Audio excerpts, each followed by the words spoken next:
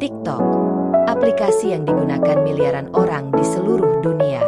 Tapi kenapa banyak yang menyebut penggunanya sebagai SDM rendah? Apakah ini hanya stigma atau ada data yang membuktikannya?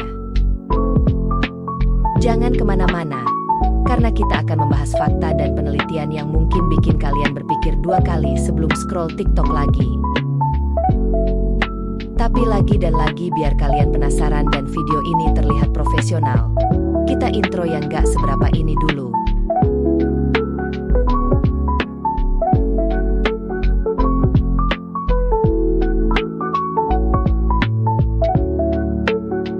Sebutan SDM rendah untuk pengguna TikTok pertama kali muncul di internet sebagai bentuk kritik terhadap beberapa tren viral yang dianggap tidak mendidik, tidak bermanfaat, bahkan merugikan. Mulai dari prank berlebihan, flexing harta tanpa alasan, joget di tempat yang tidak pantas, sampai tren membahayakan seperti nyelam di ember atau makan lem. Semua ini bikin banyak orang menganggap penggunanya tidak punya pemikiran kritis dan mudah ikut-ikutan tanpa berpikir panjang.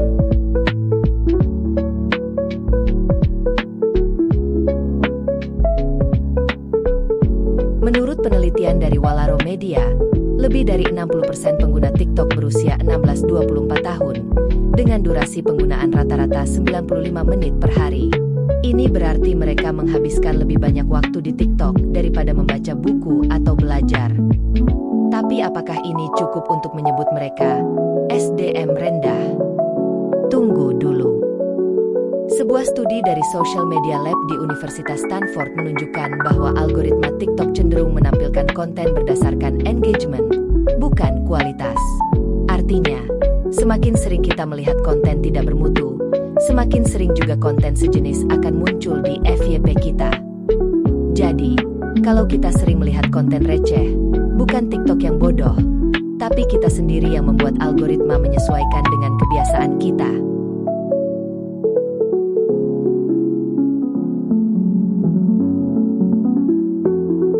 Para ahli juga menemukan bahwa konsumsi konten cepat seperti TikTok bisa menurunkan kemampuan fokus dan daya ingat. Sebuah riset dari Journal of Behavioral Addictions mengungkapkan bahwa konsumsi video pendek dalam jangka panjang bisa menurunkan kemampuan berpikir kritis dan mempercepat rasa bosan saat harus membaca atau belajar. Inilah salah satu alasan mengapa pengguna TikTok sering dianggap malas berpikir dan hanya mencari hiburan instan.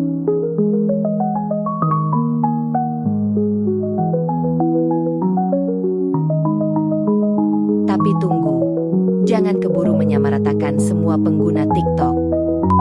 Faktanya, ada juga banyak konten edukatif di TikTok, mulai dari bisnis, kesehatan, keuangan, hingga sains. Bahkan, beberapa guru dan dosen memanfaatkan TikTok untuk menyebarkan ilmu dengan cara yang lebih menarik. Jadi, bukan TikTok yang membuat seseorang jadi SDM rendah, tapi bagaimana mereka menggunakannya.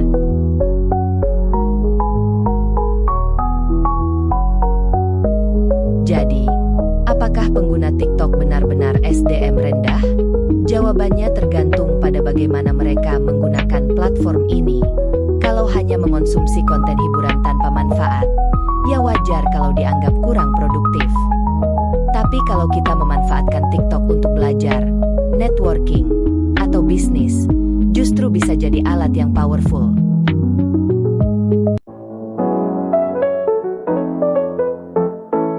Menurut kalian, apakah stigma ini berlebihan atau memang ada benarnya?